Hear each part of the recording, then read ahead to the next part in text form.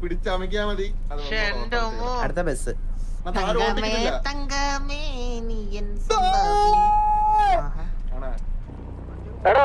വണ്ടി വളഞ്ഞു വരും നോക്കുന്നത് സ്മൂത്ത് ആയിട്ടാണ്. ഓ അതാ എങ്ങനെയുണ്ട്? എന്തൊരു സാധനം.